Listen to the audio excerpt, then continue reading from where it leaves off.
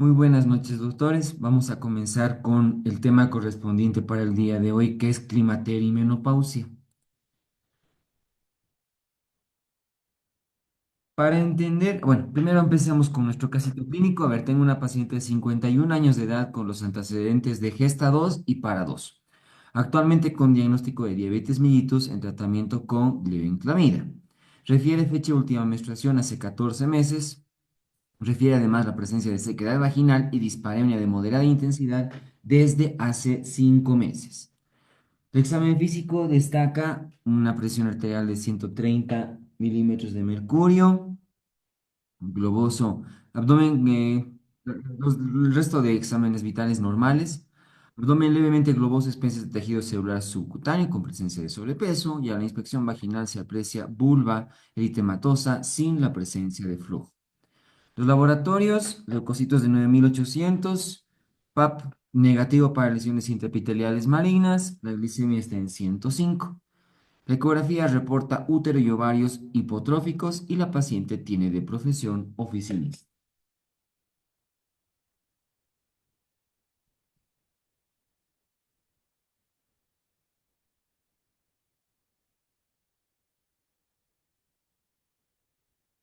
Vayan pensando un poquito, ustedes ya saben que al final volvemos a hablar sobre nuestro caso.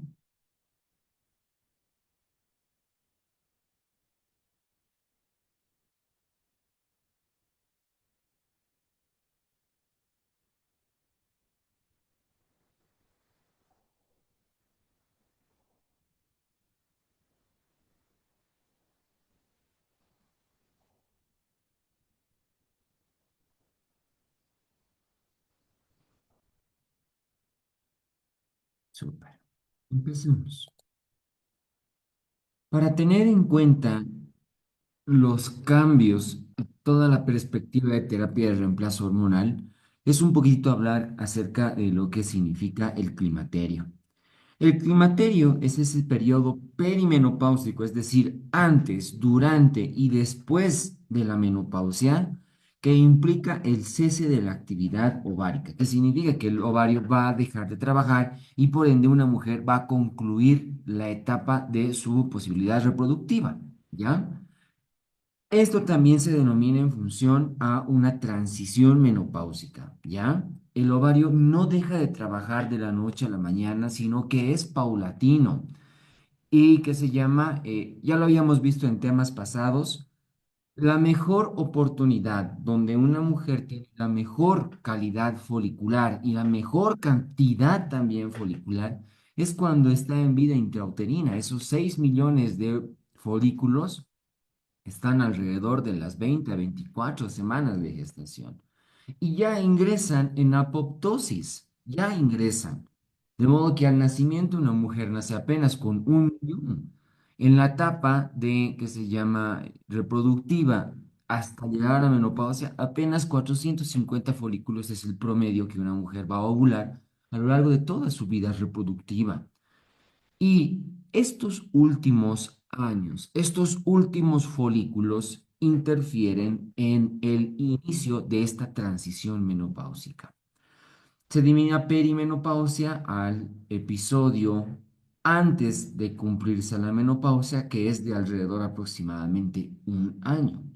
Se denomina menopausia al lapso por el cual una mujer ha dejado de menstruar justamente por este año concluido, ¿no? Un año después ya se determina menopausia.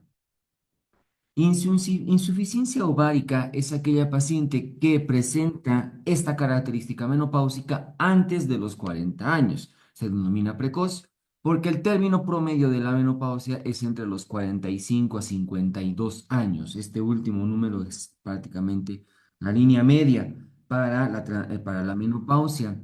Hablar de 40 a 45, la bibliografía dice es una menopausia temprana, pero insuficiencia ovárica precoz, ¿ya? Se denomina antes de los 40 años. Y la palabra terapia de reemplazo hormonal hace referencia a aquel sostén hormonal que se le da a una paciente ante los cambios bruscos de el desbalance hormonal que va a presentar por esta etapa. Y la bibliografía también lo refiere en etapas, ¿no? Hay una etapa reproductiva que se caracteriza por los números -5, -4, -3, la etapa transicional -1, -2, -1, y la perspectiva ya menopáusica es +1, +2, ¿no? Eso quiere decir que aquí está el punto de corte para la menopausia, etapa reproductiva, perimenopausia y menopausia propiamente dicha. ¿Cuáles son los cambios principales para poder entender una menopausia? Primordialmente, la hormona folículo estimulante en ausencia de la inhibina, ¿ya? Porque van a empezar a alterarse las células del ovario y por ende va a disminuir primordialmente parte de estrógeno e inhibina. Esto va a formar cantidades mayores de la hormona folículo estimulante. Es más, para el diagnóstico laboratorial de menopausia, este es el laboratorio, esta es la hormona más importante, la hormona folículo estimulante. Y por contraparte, ya les había comentado, va a disminuir la inhibina, va a disminuir la testosterona y también van a ir disminuyendo los andrógenos, como dihidroepiandrosterona, testosterona.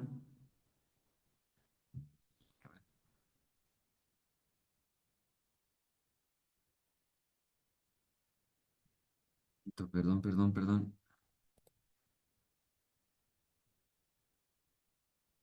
Ahorita vuelvo a compartir. Espérenme, espérenme, doctores, por favor, perdónenme.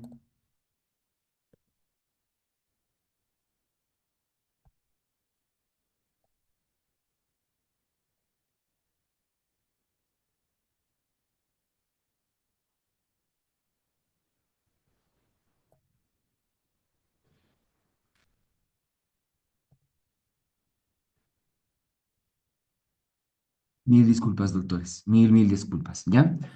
Y que se llama la otra hormona que es correlacional con la fertilidad y el inicio del cese prácticamente es la hormona antimuleriana. Valores superiores a 1 dicen que una paciente estuviera entre la etapa reproductiva y transicional. Valores menores de 1 en la hormona antimuleriana hablarían ya de una paciente posmenopáusica o particularmente, me diría, con poca reserva folicular. Bien. Ya una vez que entendemos lo fisiológico de la menopausia, tenemos que tener en cuenta que esta etapa transicional puede traer algunos percances para la salud de la mujer. Esto debido a que el estrógeno, a la par de su actividad reproductiva, también tiene funciones extra ginecológicas, ¿ya? Como por ejemplo el factor óseo y se denomina osteoporosis a aquella paciente que tiene un valor de -2,5 asociado a la posibilidad de fracturas en una densitometría ósea, ¿ya? Donde lo normal es que la paciente tenga entre +1 a -1, osteopenia -1 a 2,5, osteoporosis menor a 2,5 y osteoporosis severa cuando es menos a 2,5 asociado ya a fracturas, ¿ya? Eso es lo que se maneja en la bibliografía para, para la definición de osteoporosis. Y osteoporosis puede ser primaria y osteoporosis también tenemos la secundaria. La secundaria es aquella, como tal cual está en su segundo nombre, secundaria a otros procesos que no necesariamente son de causa fisiológica. Mientras que se denomina primaria aquella osteoporosis que sí en su patología está en función a la disminución del estrógeno. ¿Y por qué el estrógeno es tan importante? Porque se ha demostrado que valores inferiores de lo normal de estrógeno hacen que se eleven factores de necrosis tumoral de citoquinas, interleucina 1, interleucina 6 y el factor de necrosis tumoral alfa. Esto modifica las enzimas óseas que favorecen a la formación de nuevo tejido óseo y a la reabsorción de este mismo. En relación a la función, a la formación de nuevo tejido óseo, hablamos de los osteoblastos y estos se van a encontrar disminuidos. Y las células que se encargan de reabsorber el tejido óseo se llaman osteoclastos y estas van a estar elevadas. Eso quiere decir de que va a haber menos de, que se llama producción y mayor demanda del tejido óseo. Eso va a repercutir en una debilitación justamente del tejido óseo. Y esto a la par va a ir en relación, número uno, a que por la edad va a disminuir la arquitectura ósea, ¿ya? Es más frecuente en pacientes con 50 años para adelante. Va a haber una disminución del remodelado óseo y pueden haber factores extraesqueléticos a la par, ¿no? Como la posibilidad de una vida sedentaria, pacientes que tienen menos peso, tienen más chance de fracturas, pero no es porque el sedentarismo sería correlacional a la obesidad, sino que aquí una paciente sedentaria y de bajo peso no tendría esa posibilidad de protección para una fractura. Están también síntomas, digo, hábitos como por ejemplo el tabaco, que pueden, y la parte de la dieta, que pueden influir a que una paciente tenga la posibilidad de fracturas, ¿ya? Y al momento de hablar también es en función al capital óseo, a la velocidad con la cual se pierde el tejido óseo, la edad y hablamos también de factores de riesgo. En los factores de riesgo tenemos los que pueden ser no modificables y los factores que son modificables, ¿no? Los factores que no son modificables es las pacientes que ya han tenido un antecedente de fractura anteriormente. La raza caucásica, la raza blanca tiene más chance de tener una fractura. La raza latina y la raza negra tienen menos. Edad, mientras más adulta la paciente, más chance de poder tener fractura. El simple hecho de ser con sexo femenino, hay más chance de fracturas que en relación al sexo masculino. Las pacientes con demencia o las pacientes con un estado de salud pobre tienen más chance de hacer fracturas. Y dentro de los factores de riesgo que son modificables tenemos el tabaquismo, el peso. Acabamos con estrógeno porque se ha demostrado que la terapia de reemplazo hormonal favorece en algunos casos la prevención de fracturas. El bajo consumo de calcio, el alcoholismo y la poca actividad física son factores de riesgo no modificables. Tenemos que tener en cuenta para el diagnóstico que las zonas más importantes para las fracturas es en función a la muñeca, la fractura de Coles. Tenemos al cuello femoral, fractura de cadera, y también tenemos a las vértebras, que son más frecuentes de la T10, T12 para abajo, predominantemente en zona lumbar y parte de la sacra. Estos son los tres lugares donde es más acentuada las fracturas en una paciente con osteoporosis. De ahí radica que los métodos diagnósticos por lo general también van en relación a estos. Ya habíamos hablado de la densitometría ósea y en su T-score. También tenemos el DEXA con, que se llama una variante a la densitometría ósea con un tanto de mayor sensibilidad. Tenemos la absorciometría, no utilizada mucha, pero está dentro de las posibilidades diagnósticas.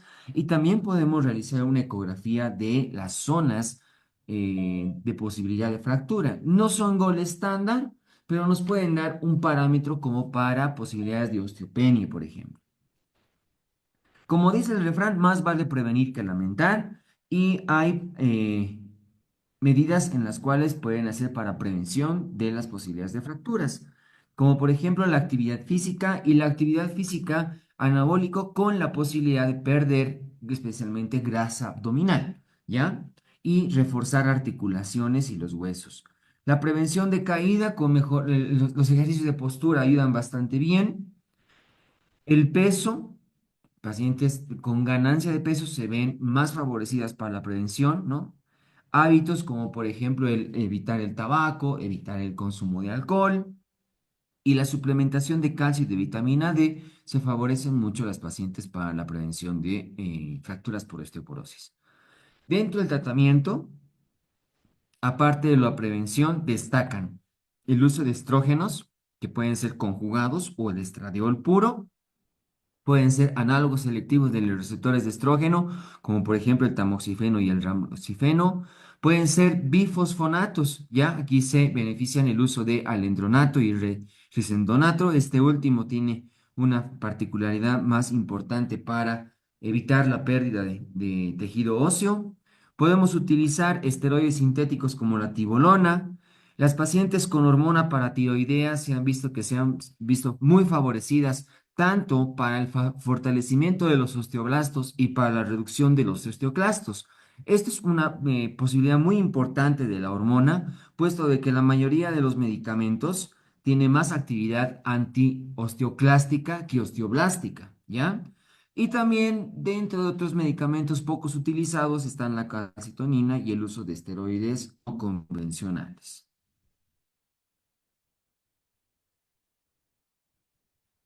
Otro sistema bastante afectado por la menopausia es el cardiovascular. Se ha demostrado que la menopausia aumenta el colesterol, aumenta los triglicéridos, especialmente los de baja densidad, que sabemos bastante bien que son los ateroscleróticos, ¿ya? Aumenta también el factor de fibrinógeno, por ende, que se llama, hay mayor cantidad de fibrinolisis. Eso explica por qué hay la posibilidad de mayores eventos cardiovasculares y también aumenta el PCR. En contraparte, la baja de estrógenos también favorece que se llama la disminución de los triglicéridos de alta densidad, que sabemos que son los de factores protectores, ¿no? Entonces tenemos factores mayores que pueden hacer para una posibilidad de un accidente cardiovascular, como por ejemplo la edad, el antecedente familiar, ¿no? de patología cardiovascular, eventos cardíacos previos, el tabaquismo, la diabetes y la hipertensión arterial sistémica se consideran factores mayores. Y dentro de los factores menores para desarrollar un accidente cardiovascular estaría la obesidad, el sedentarismo, la menopausia per se, la dieta, el alcohol y la infección por clamidia pneumoniae se ha demostrado que es parte de los factores menores, ¿no? Mientras haya menopausia, ya estamos hablando de un factor menor instalado que se puede añadir a los mayores en cualquier momento. Las pacientes que toman terapia de reemplazo hormonal se ven beneficiadas de la siguiente manera. Disminuye la posibilidad de los lípidos, ¿ya? Disminuyen los antioxidantes de los triglicéridos de lipoproteínas de baja densidad, ¿ya? Disminuye el colesterol, aumenta la vasodilatación. Esto favorecería un efecto para disminuir también la presión arterial en pacientes con hipertensión. Se ha demostrado que disminuye las concentraciones de insulina. No es un efecto bastante claro, pero lo hace. Y también disminuye el fibrinógeno.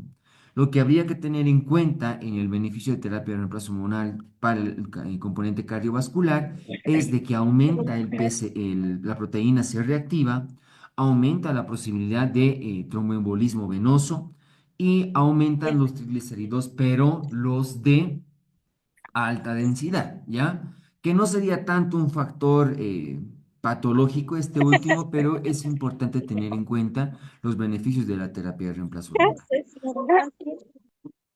Dentro de las alternativas terapéuticas, también para la prevención de accidentes cardiovasculares, está el uso de análogos selectivos de los receptores de estrógeno, así como también el uso de los esteroides como la tibolona.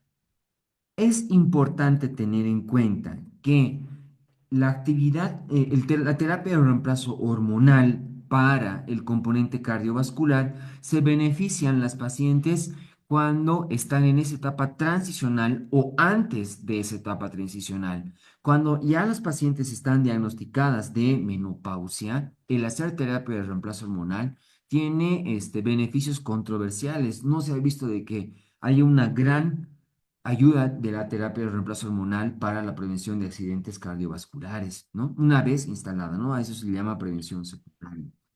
Y esto también está en relación al estudio Y, porque este es el estudio más utilizado y hasta la actualidad también tiene validez este estudio para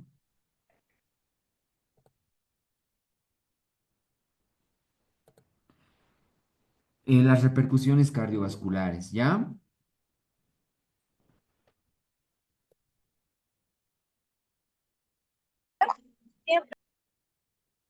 Sonia, su micrófono, por favor. Vamos, sus micrófonos, por favor, doctores.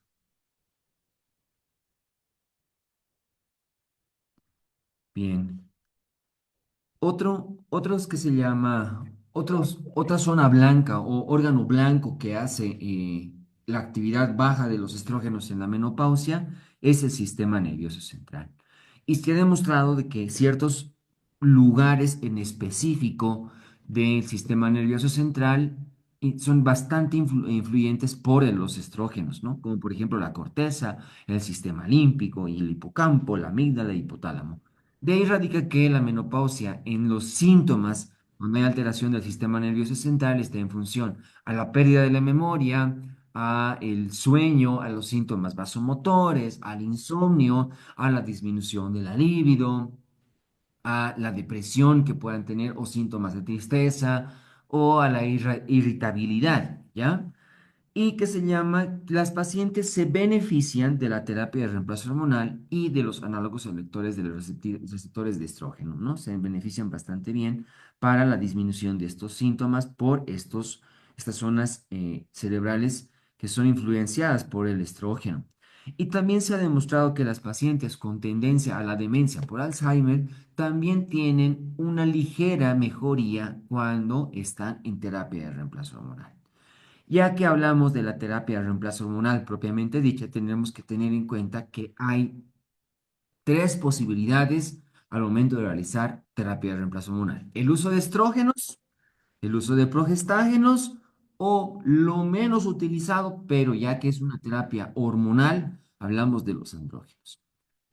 Los más utilizados son los estrógenos. Y los estrógenos, miren, podemos tener el estradiol micronizado, el estradiol puro, los estrógenos equinos conjugados, los estrógenos esteroidificados, el sulfato de estrona, el barrenato de estradiol y el estradiol son los más utilizados.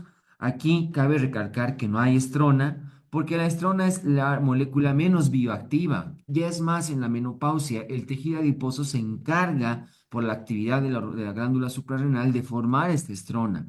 Y esta estrona es además la que favorece el aumento de grasa abdominal, no de tipo androide. Por eso es que lo ideal es evitarla, la estrona, lo más que se pueda, ¿no? Por eso es que otros son los estrógenos más utilizados. Tenemos que tener en cuenta que ahí podemos ver en los ejemplos, hay muchos estrógenos que se administran por vía oral, hay algunos que se administran por vía intramuscular, hay algunos que se administran por vía vaginal, hay algunos que se administran por vía dérmica y hay algunos inclusive que se administran nasal o por implantes subdérmicos. El hecho radica que cuando se administra por vía oral, el medicamento va a ser sintetizado por el hígado y el elemento bioactivo más importante, la hormona, va a tener un componente sistémico, es decir, va a trabajar acerca de todo el cuerpo. La diferencia entre, por ejemplo, el vaginal es de que concentraciones normales, solo el efecto va a ser en esta zona. A diferencia de los dérmicos que sí pueden también tener repercusión corporal, pero de menos importancia que la oral. La vía nasal también tiene los mismos efectos de la vía oral, solo que la biodisponibilidad sería más rápido debido al paso directo al componente sanguíneo.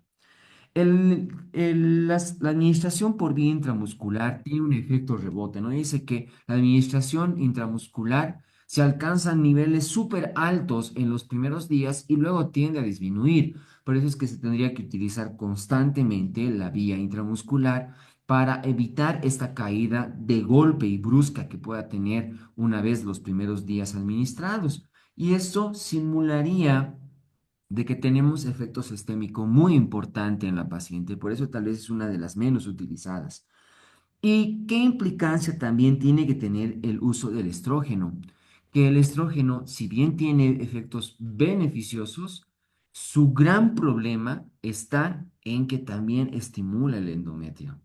Y al estimular el endometrio, la gran posibilidad de que haya patologías como hiperplasia y cáncer endometrial son altas. Por eso es que es importante a la par siempre tener en cuenta que la otra alternativa de la terapia de reemplazo hormonal son los progestágenos, Y el uso de progestágenos en sí es para proteger simplemente ese endometrio, es prácticamente para lo que sirve. Tenemos progestágenos micronizados, la medroxiprogesterona, que es la más utilizada. Tenemos la noretisterona, el norgestrel y la ceproterona. De estos dos tenemos actividad antiandrogénica, ya lo habíamos visto en síndrome de ovario poliquístico. Tenemos la dihidrogesterona, la drospirenona, que tienen también actividad antimineralocorticoide, pacientes que no quieren aumentar de peso. Y el levonorgestrel es bastante utilizado con perspectivas de fortalecimiento para reproducción, ¿no? Las pacientes en estado transicional que quieren embarazo y a la par tenemos que hacer terapia de reemplazo hormonal se benefician del uso de levonorgestrel. En relación a la terapia con andrógenos, ¿ya? El único utilizado o el que tiene mejor biodisponibilidad y está aprobado por la FDA es la metiltestosterona, que para lo único que prácticamente se utilizan los andrógenos son para los síntomas en función al estado de ánimo y para la libido sexual. Se ha demostrado también una ligera actividad para la perspectiva ósea, pero no tiene mucha efectividad como los otros dos anteriores.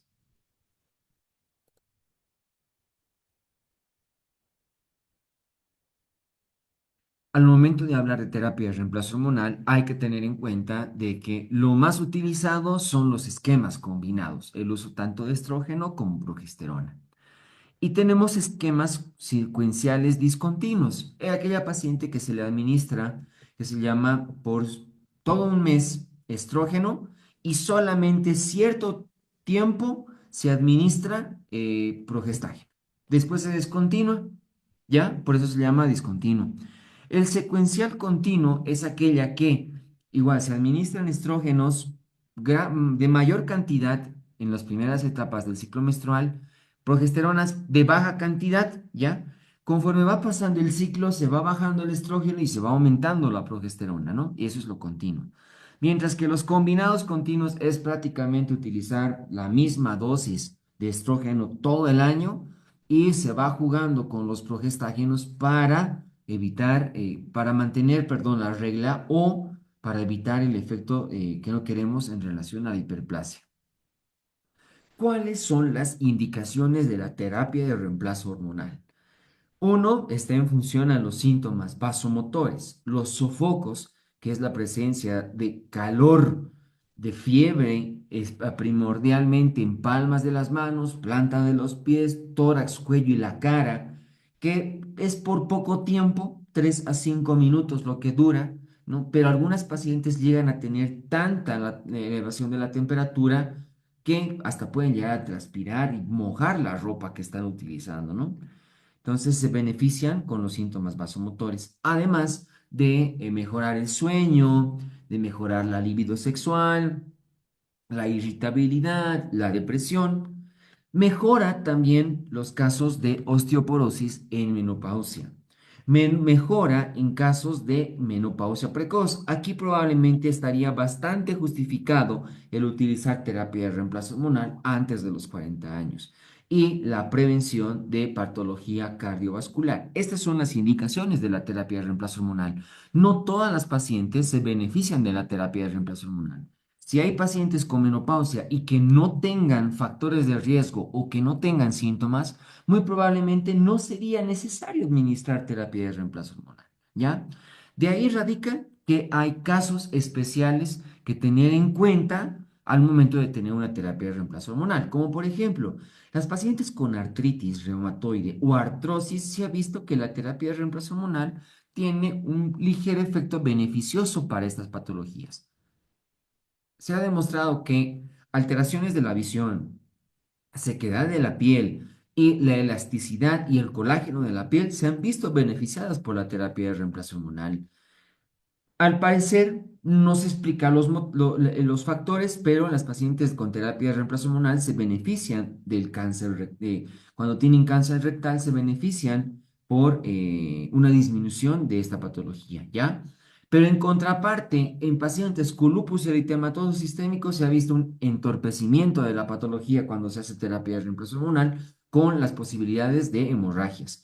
Lo mismo con síndrome de anticuerpos antifosfolipídicos. Las pacientes con enfermedad tromboembólica no se han visto favorecidas, muy inclusive los efectos beneficiosos del estrógeno en relación al fibrinógeno, pero no se han visto beneficiadas. Las pacientes con insuficiencia cardíaca no se han visto beneficiadas. Lo mismo con enfermedades hepáticas e insuficiencia renal. Y un detalle muy importante son los cánceres.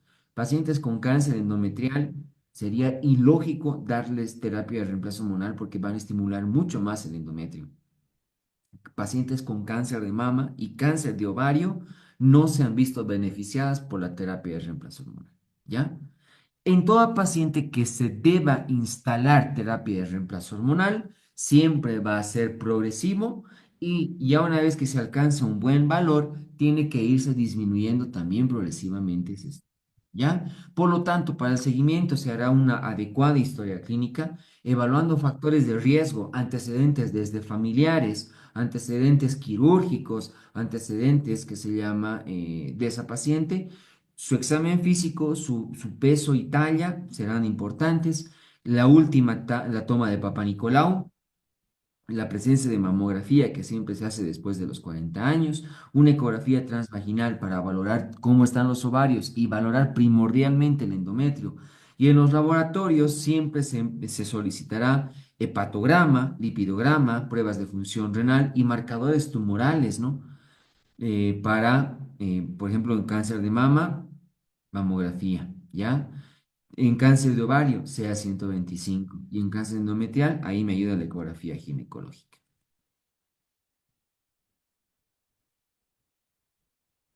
Independiente a la terapia de reemplazo hormonal, hay medidas alternativas de las cuales los pacientes se benefician, como por ejemplo la dieta y la actividad física. En relación a la dieta, lo que nos dice la bibliografía es del que el 15% del consumo de la dieta debería ser en base a proteínas, 65% a los carbohidratos y entre 15 a máximo 30 las grasas. El ejercicio se va a beneficiar cuando la actividad es más en relación al abdomen. Recordemos de que el estrógeno, la baja de estrógeno, perdón, favorece el aumento de lipoproteína de alta densidad, favorece de que la estrona sea el estrógeno más bioactivo y está más predominantemente en tejido adiposo. Por eso es que el ejercicio de la zona abdominal es de mucha importancia. Y está también en función al consumo de minerales. ¿Cuáles son los minerales que más nos interesan? El calcio, el hierro y las vitaminas. Aquí destaca la C, la D y la E. Estas son las vitaminas más importantes en la etapa menopáusica. También está beneficioso el uso de fitoestrógenos, que es decir, son estrógenos naturales. Se ha demostrado en cierta dieta que hay isoflavinas que tienen una actividad similar a los estrógenos, ¿no? Y tienen efectos bastante beneficiosos, como por ejemplo la disminución de los cánceres endometriales y el de seno, disminución de los síntomas vasomotores, disminución de los sofocos, disminución del aumento de la libido, disminución de la sequedad vaginal, disminución de los síntomas urinarios, que me estoy olvidando bastante al momento de hablar, que se llama de terapia de reemplazo hormonal y menopausia, que las pacientes tienen más chance de presentar atrofia, por ende van a presentar primordialmente incontinencia, van a presentar que se llama dispareunia, tienen más chance de hacer infecciones urinarias. También el fitoestrógeno se beneficia con la disminución de los accidentes tromboembólicos o accidentes cardiovasculares y también tiene beneficio en el sistema óseo, ¿no? Es decir, los fitoestrógenos son muy buenos, pero no tienen tanta relevancia como la terapia de reemplazo hormonal. Y también tenemos alternativas medicamentosas a la terapia de reemplazo hormonal, como son los análogos selectores de los receptores de estrógeno. Los que más destacan son el tamoxifeno y el raloxifeno, ¿no? Tanto el tamoxifeno como el raloxifeno tienen una buena actividad con la densitometría ósea, es decir, con el tejido óseo. También se benefician las pacientes que tienen factores cardiovasculares con disminución de la lipoproteína de baja densidad, ¿no? Ambas. En relación al tamoxifeno, también se ha visto que es una terapia incluida para el cáncer de seno. Es muy importante este medicamento. La gran desventaja es de que sobreestimula demasiado el endometrio. No es, probablemente es el efecto menos deseado del medicamento, que tanto en pacientes histerectomizadas, el estrógeno puro como el tamoxifeno se podrían utilizar muy favorablemente porque ya no hay el útero y por ende ya no hay el endometrio y no sería necesario utilizar progestágeno, ¿no? Puede ser bastante seguro el uso de estos medicamentos. El raloxifeno sí se ha demostrado de que este medicamento no tiene esta perspectiva endometrial, ese es tal vez el plus del medicamento, pero sí se ha demostrado de que tiene mayor chance para la trombosis venosa profunda, ¿no? Ese sería el problema de este medicamento. Otro medicamento bastante utilizado son los esteroides sintéticos, como por ejemplo atibolona, que este reduce los síntomas vasomotores, aquí a diferencia de estos dos, ¿no? Y también tiene actividad tanto en el hueso como también en el seno.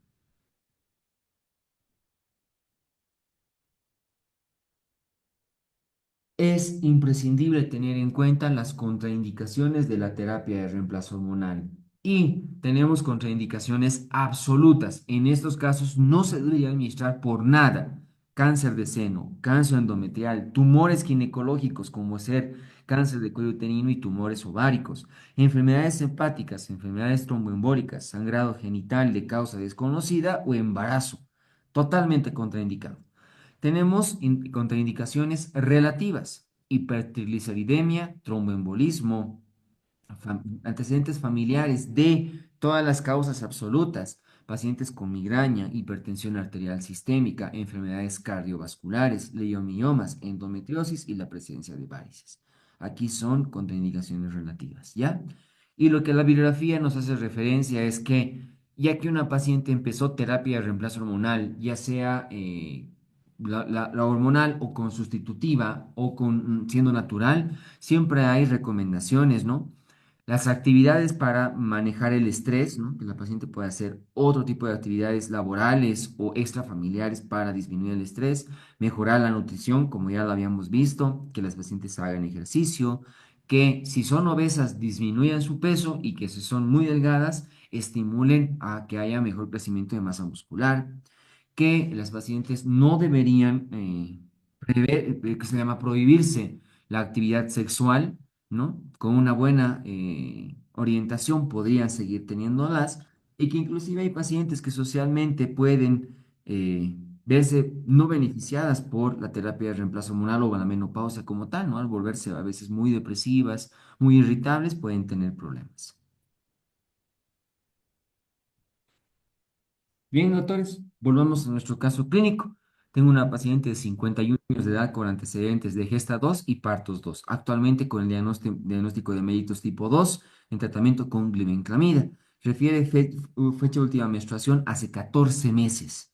Refiere además la presencia de sequedad vaginal y dispareunia de moderada intensidad desde hace 5 meses también.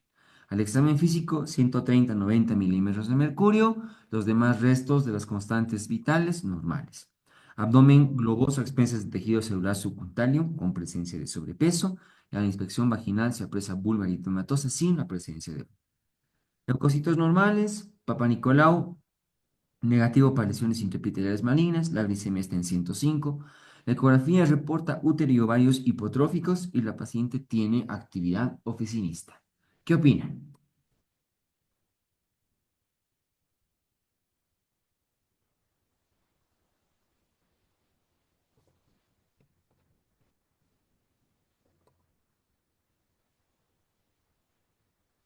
Ya.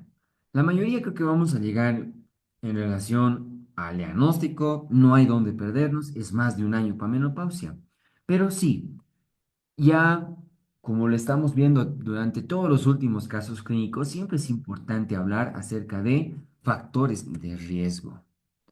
Y aquí alguien dice, destacan dentro de los factores de riesgo la edad. ¿Y la edad para qué sería de factor de riesgo en esta paciente?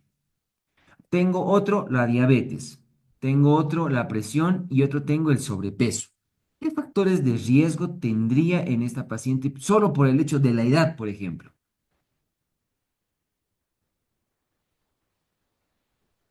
Aquí dicen también hay sedentarismo. Muy bien. ¿Por qué? Que se llama, es oficinista, ¿no? No se debe mover esta paciente. La edad, ¿para qué sería factor de riesgo, doctores? Ah, súper, ahí ya me ponen, ¿no? Primordialmente cardiovascular y osteoporosis. Ahí tengo esa paciente con su factor de la edad, ¿ya?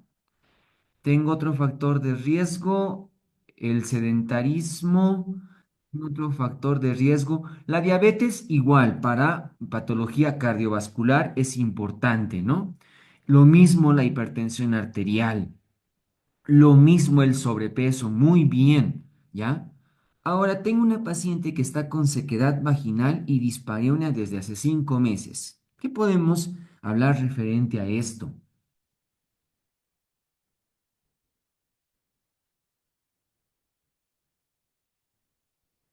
Muy bien.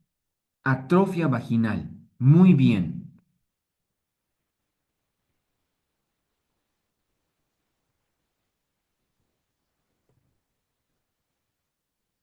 Hemos determinado el diagnóstico, factores de riesgo con posibilidad de que esta paciente tiene chances de hacer osteoporosis y enfermedad cardiovascular por sus factores de riesgo. Y también tiene, que se llama la posibilidad de atrofia genital, ¿ya? Por lo tanto, ¿cuál es el mejor tratamiento que ustedes creen que esta paciente se ve beneficiar?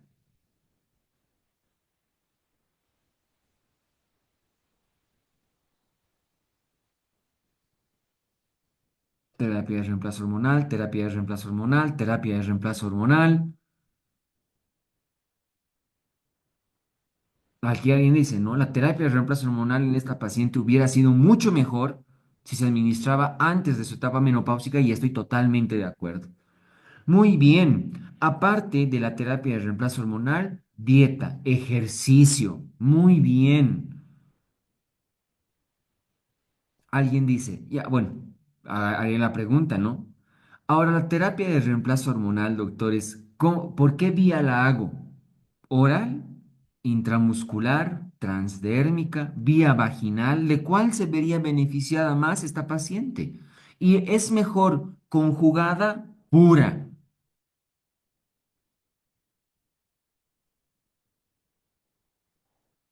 Ojo, que la terapia de reemplazo hormonal conjugada no viene para vía vaginal. La vía vaginal viene pura, son estrógenos puros. No hay medicamento por vía vaginal, ¿no? El levonorgestrel sí podría ser por una T, ya, digamos así, ¿ya?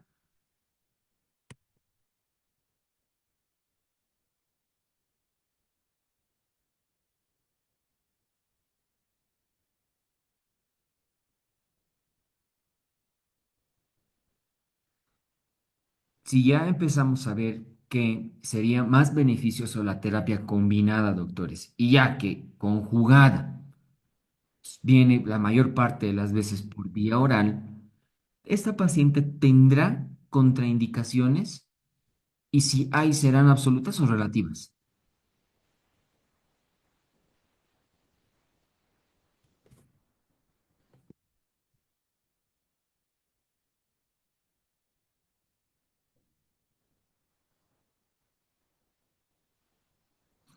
Sí, muy bien, doctores. Tengo en esta paciente contraindicaciones relativas. Probablemente solo haría terapia de reemplazo local y para los demás haría dieta y fitoestrógenos.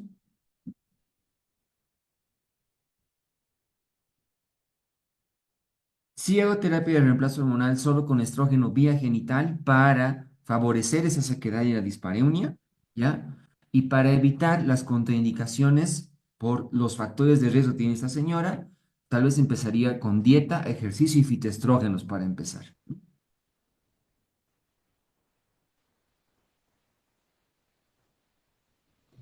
Ahora, bueno, que se llama útero y ovario hipotróficos, dice aquí la ecografía, ¿no? Por eso es que alguien dice, no, el cáncer de endometrio no sería preocupante.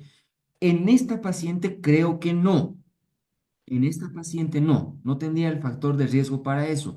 Pero obviamente, si hago terapia de reemplazo hormonal, si la hago conjugada, ahí el progestágeno me va a cuidar ese endometrio.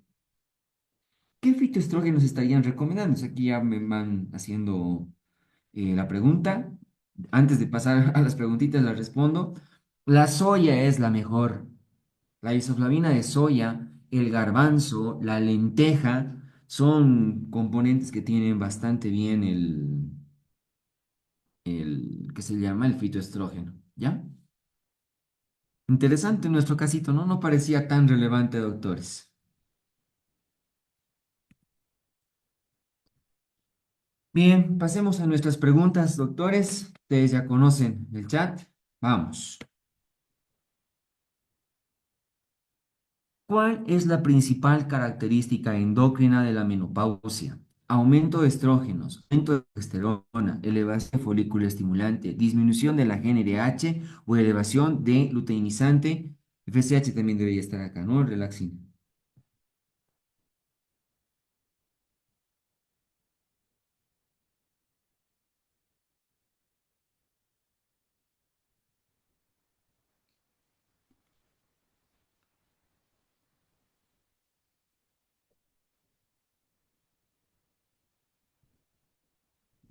Vamos ahí.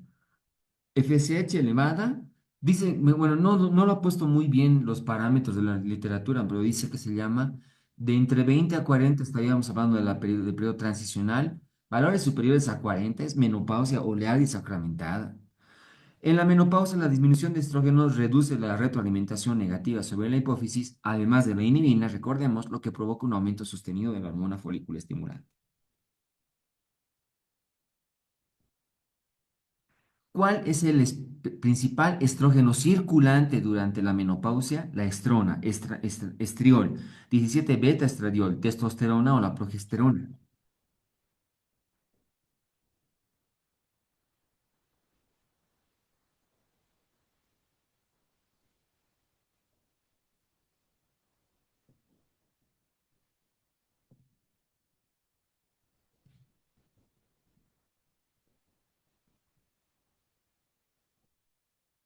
La estrona.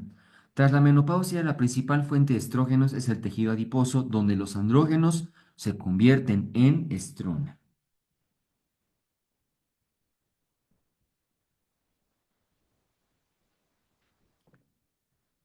Es el principal sitio de producción de estrógenos en mujeres posmenopáusicas: ovario, glándulas suprarrenales, endometrio, tejido adiposo o hipotálamo.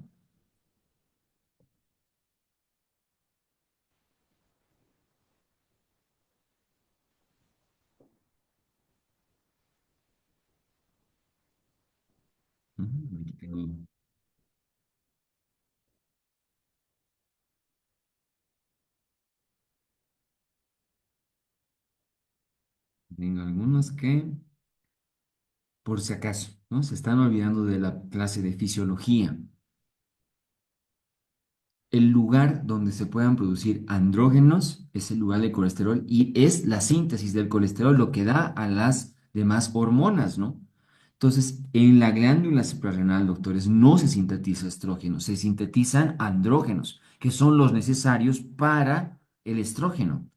Por lo tanto, en la etapa menopáusica, el tejido adiposo es donde se encuentran los estrógenos. En la posmenopausia, los andrógenos suprarrenales se convierten en estrona, principalmente en tejido adiposo.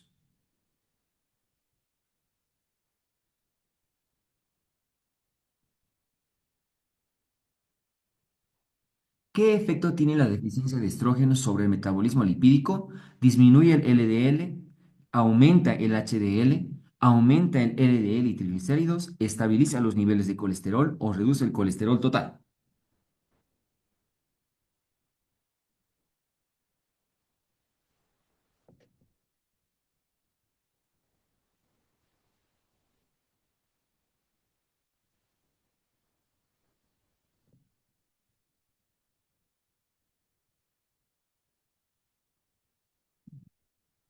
Aumenta las lipoproteínas de baja densidad, que son los peligrosos, lo sabemos bastante bien, y triglicéridos.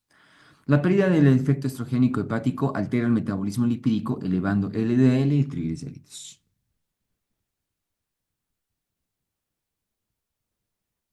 ¿Cuál es el principal efecto de la pérdida estrogénica sobre el hueso? Estimula la formación ósea, reduce el remodelado óseo, incrementa la reabsorción ósea, disminuye la calcificación o estabiliza la densidad mineral.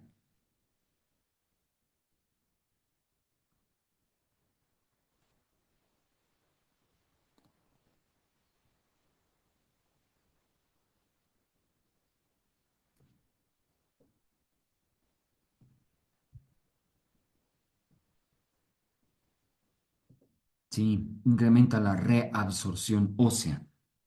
La deficiencia de estrógenos aumenta la actividad de los osteoclastos, acelerando la pérdida ósea, ¿no? Se pierde más de lo que se gana.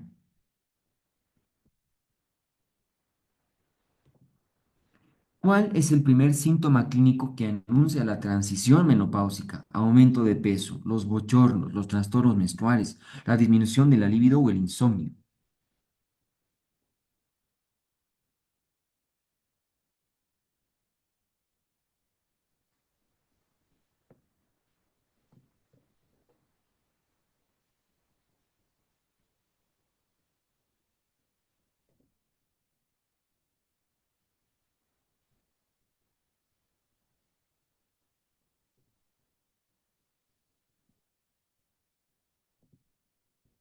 Sí, hay trastornos menstruales, ¿no? La bibliografía dice hay oligo, hasta inclusive amenorrea y después vuelve de nuevo la regla y está en un periodo transicional. Las alteraciones del ciclo menstrual por ovulación irregular son los primeros signos clínicos del climaterio.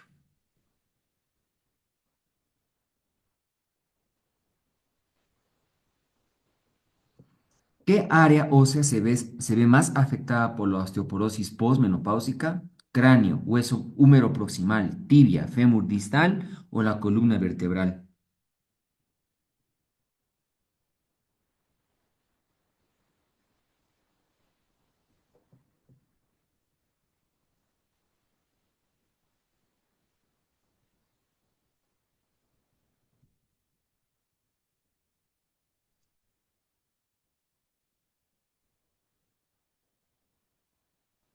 Sí, primero columna, luego cadera, luego muñeca. Ese más o menos es el orden.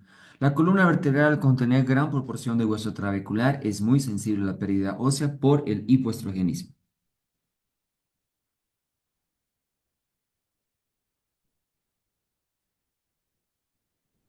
¿Qué síntoma aparece por pérdida de colágeno en la mucosa vaginal? Hiperplasia, ulceración, dispareunia, secreción purulenta o leucorrea abundante.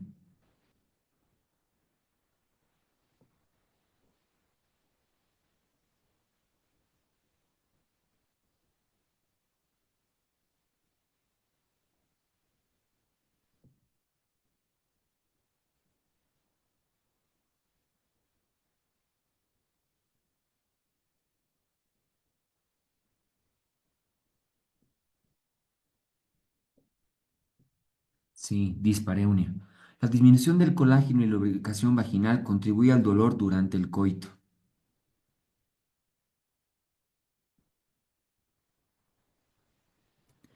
¿Cuál es una consecuencia psicológica común del climaterio? Agitación psicomotriz, euforia constante, psicosis paranoide, trastorno depresivo o trastorno del pánico.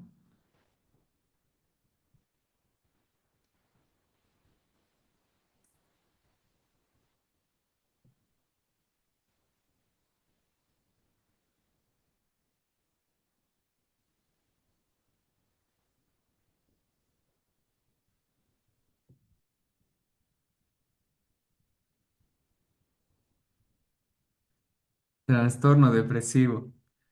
La caída hormonal puede afectar el estado de ánimo y desencadenar síntomas depresivos.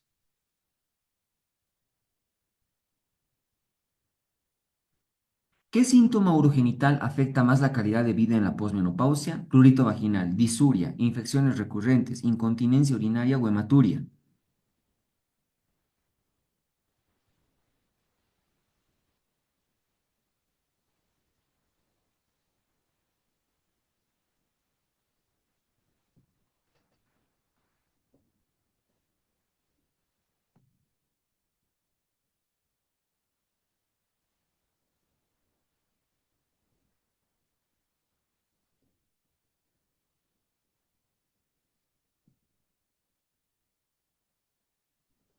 Incontinencia urinaria. Para la calidad de vida es incontinencia urinaria.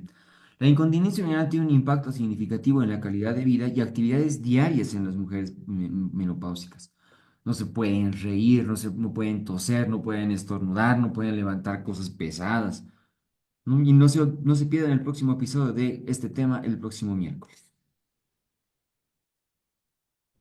Uno de los siguientes no es un estudio para la osteoporosis, densitometría ósea, el DEXA, la ecografía, la absorcimetría de un haz o la radiografía.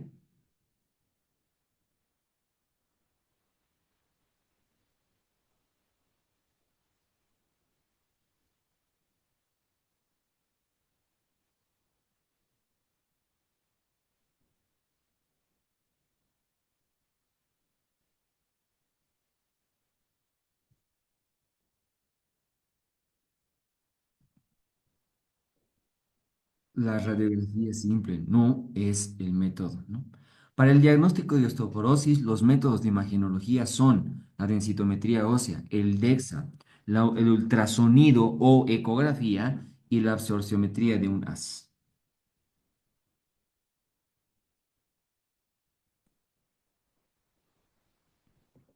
Uno de los siguientes no es un efecto de la estrogenoterapia en la menopausia. Aumento de HDL, efecto antioxidante de LDL, disminución del fibrinógeno, vasoconstrictor o disminución de las moléculas de adhesión.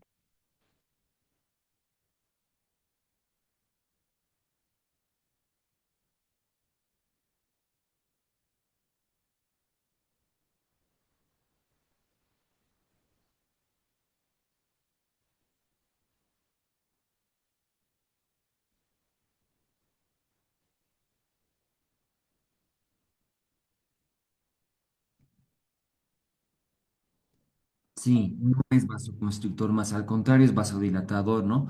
Los estrógenos aumentan la vasodilatación dependiente del endotelio, lo que es mediado por la síntesis de óxido nítrico.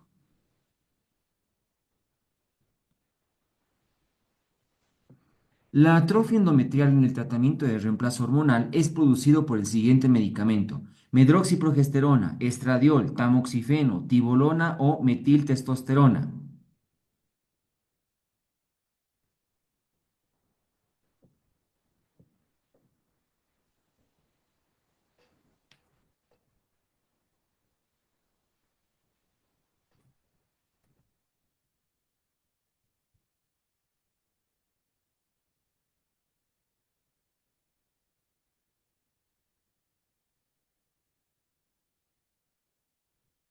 Sí, aquí los progestágenos son los que producen la atrofia endometrial, perdón.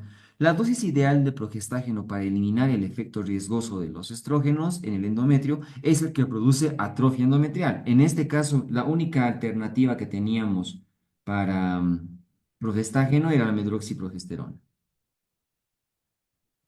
El efecto principal del uso de andrógenos en terapia de reemplazo hormonal es disminución del riesgo de fracturas, disminuye el LDL, aumenta de la libido, disminuye la atrofia urogenital o disminuye los eventos coronarios.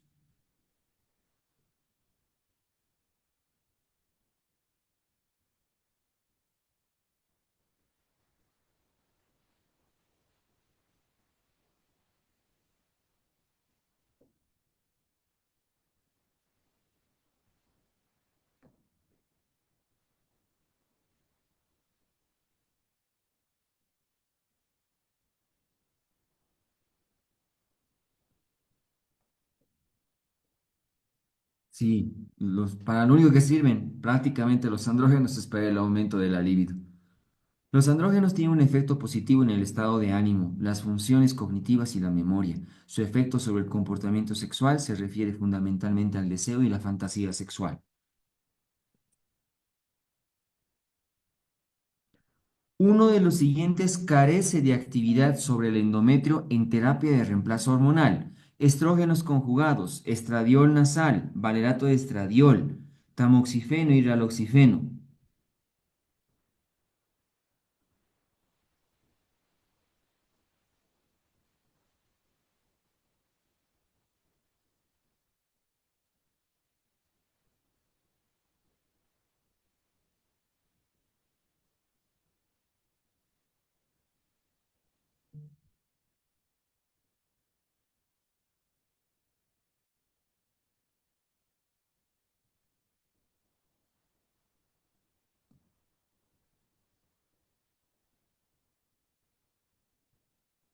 Raloxifeno. El uso del raloxifeno no tiene efecto endometrial significativo. No se observa un aumento del grosor endometrial ni la incidencia de adenocarcinoma de endometrio.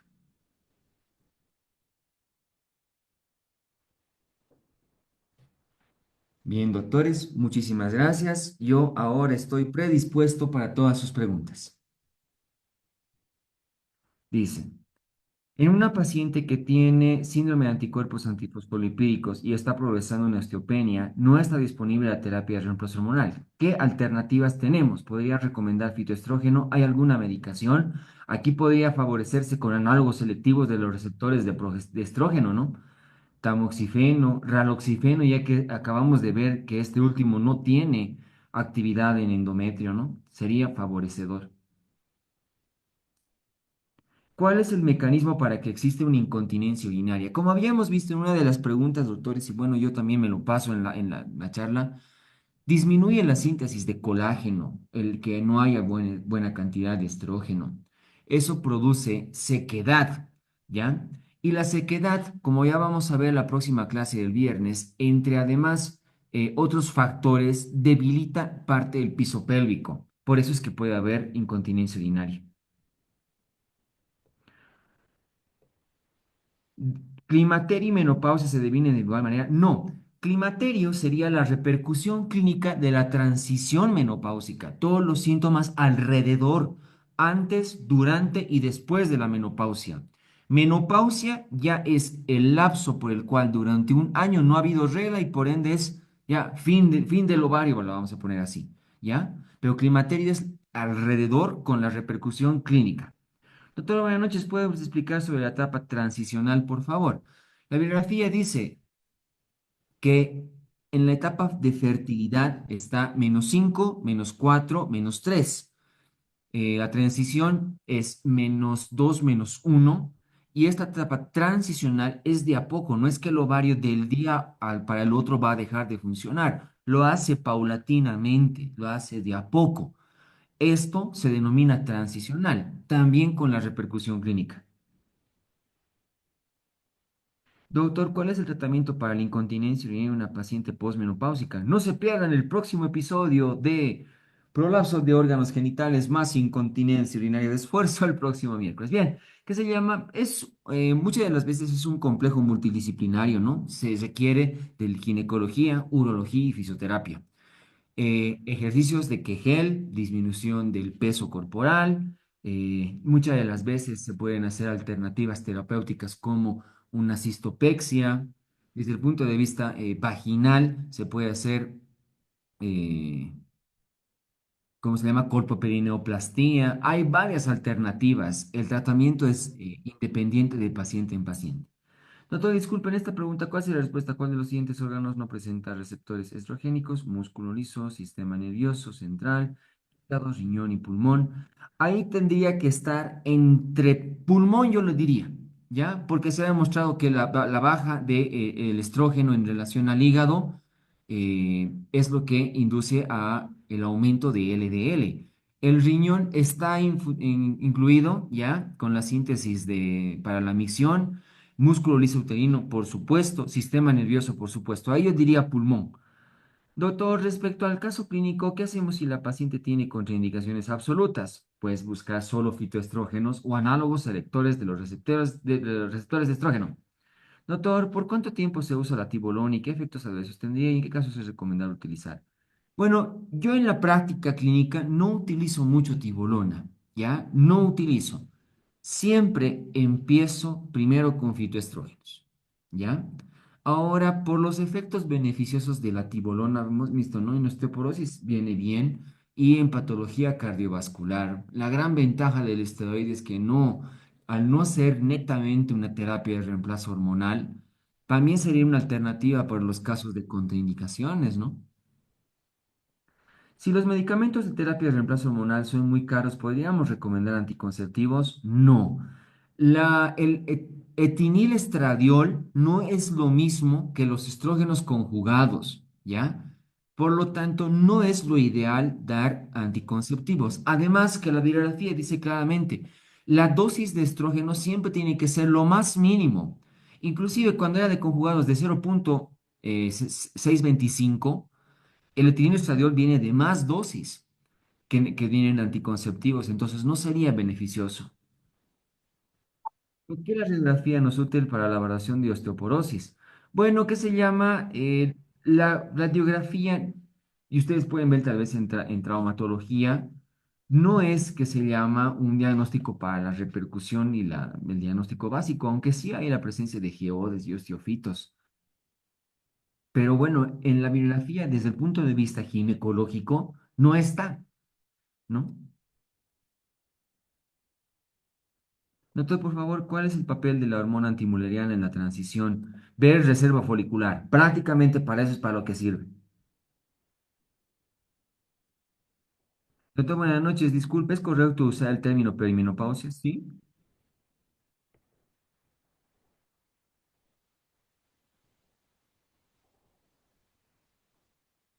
Doctor, buenas noches. Para el paciente con antecedente de fibroadenoma, ¿estaría contraindicado? Probablemente sería contraindicación relativa.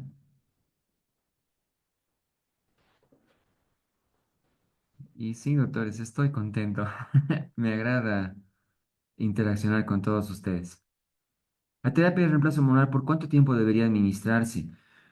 La bibliografía dice, no, no debería tal vez pasarse más el tiempo de 2 años. Y ahí inclusive el primer año debería ser un parámetro de evaluación porque no es que el síndrome climatérico va a durar toda la vida. Llega un momento en el que se estabilizan las pacientes, ¿no?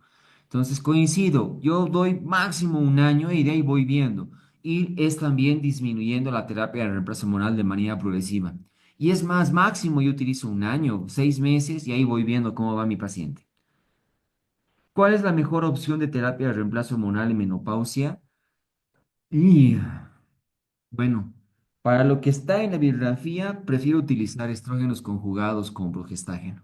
¿Ya? Para lo que dice esta bibliografía, hay mejores componentes hoy en día, pero bueno, no están en la bibliografía, ¿no?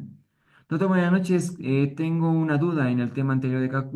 En la clasificación la mía mencionó que la IA representa una inversión menor a 5 y una extensión, pero en el libro dice extensión mayor a -7, al igual que en la extensión 1+1. Entonces, si entra en la clasificación, fijo cuál debemos colocar.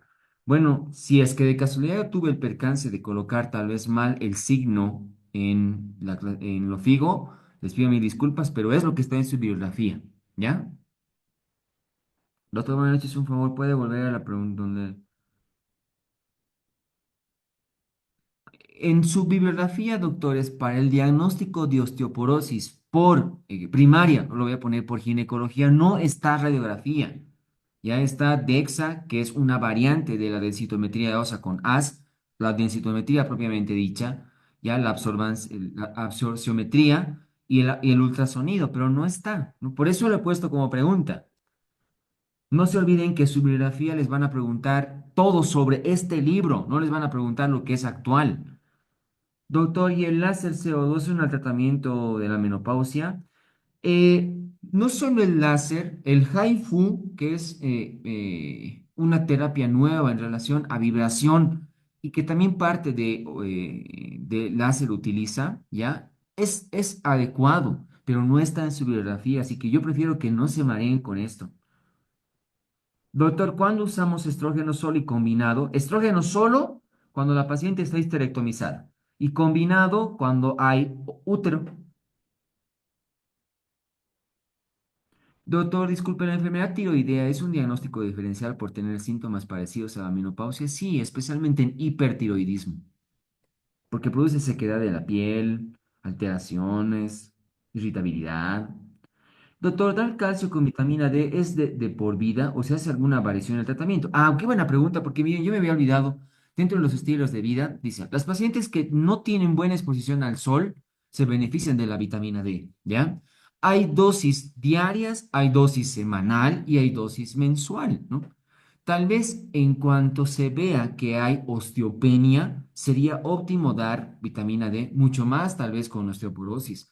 Pero si hay una densidad ósea normal, no habría la necesidad de dar vitamina D.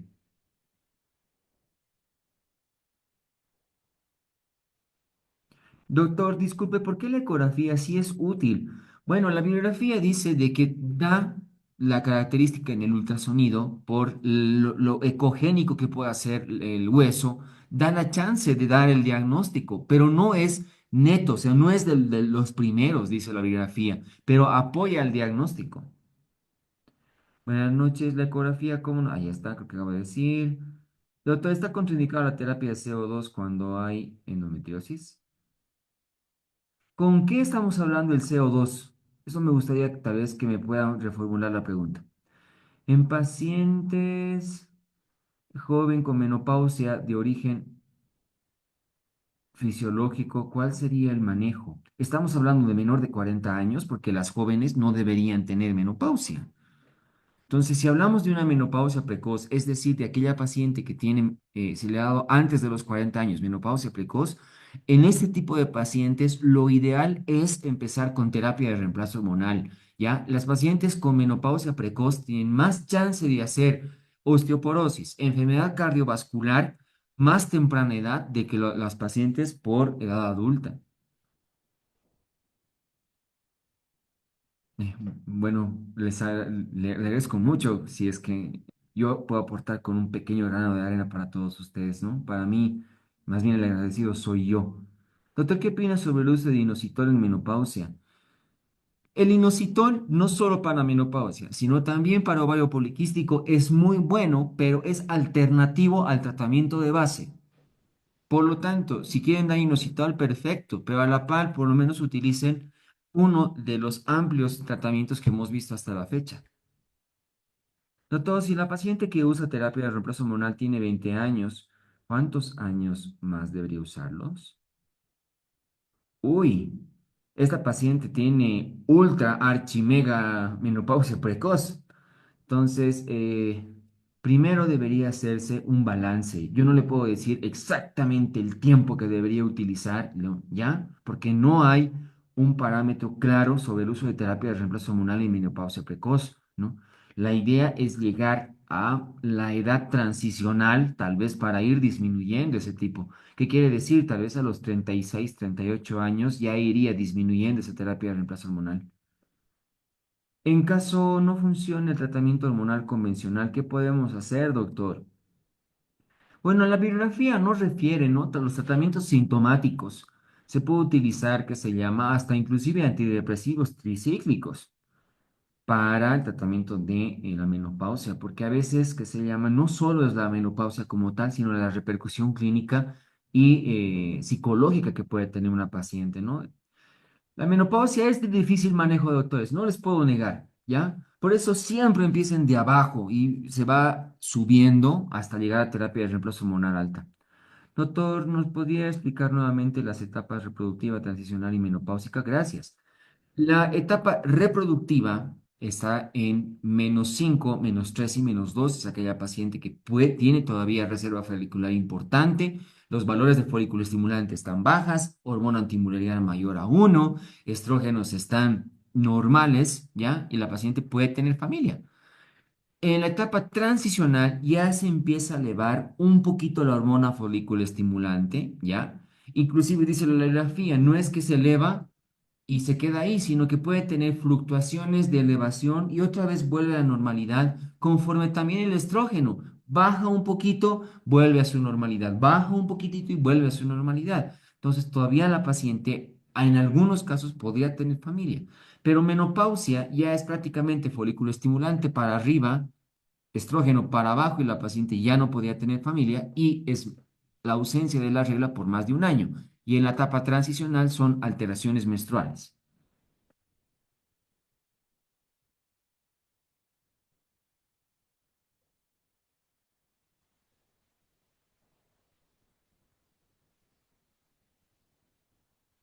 Ah, ya, aquí dice el mismo error en el examen. Y eh, miren, doctores, y yo bueno, y tal vez si otros doctores le dicen, porque ya con el SIM vamos más de 5 años en este rubro, doctores. Lo que les preguntan en el examen es de la bibliografía. Y si hay un error en la bibliografía, que rara vez ha entrado una pregunta con error, me acuerdo una de ginecología de la segunda edición de Gori, había un error y entró de ese error, ¿no? Entonces la respuesta era el error, no había de otra. ¿Qué tan efectivo es el tratamiento de fitoestrógenos para los síntomas vasomotores y cuánto tiempo tendríamos que esperar para su efecto? Son muy efectivos, doctores. La verdad es que son muy efectivos. El uso de dieta, ejercicio y fitoestrógeno va bien de manera basal, ¿no? Obviamente hay pacientes que no les va bien y hay que empezar con terapia de reemplazo hormonal. Los parámetros serían los mismos cual una terapia de reemplazo hormonal. 3 meses, 6 meses, un año, es lo que deberíamos ir jugando. Doctor, en caso de una paciente de 20 años sexualmente activa diagnosticada con hipotiroidismo, con bocio multidonal no controlado, ¿qué tipo de método anticonceptivo recomendaría? Primero, interconsulta con endocrinología y número 2, dispositivo intrauterino. El miércoles es la última clase. No, doctores, el día sábado tenemos un pequeño porque es bastante. Hay una cápita en la bibliografía que les han colocado como métodos complementarios en ginecología. Y esos métodos complementarios son como 5 temas. Entonces vamos a ir viendo cómo lo hacemos medio práctico el día sábado, ¿no? El día miércoles tenemos prolapso genital y el día sábado nos despedimos, doctores.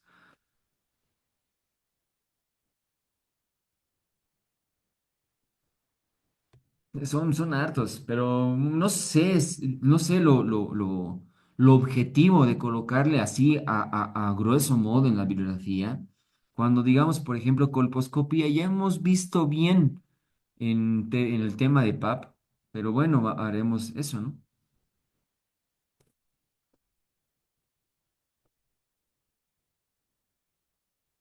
Bueno, de todos modos, mi número telefónico siempre lo pongo yo cuando les mando el enlace, ya, pero es el 706 57245 mi número telefónico.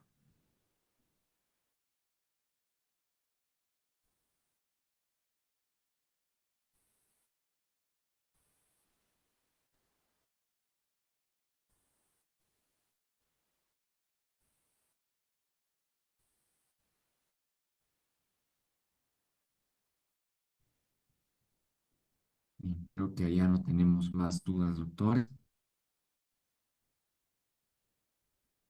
De ser ese caso, los espero el día miércoles ya, 8 menos cuarto, empezamos la clase. Que el prolapso genital no es tan pesado.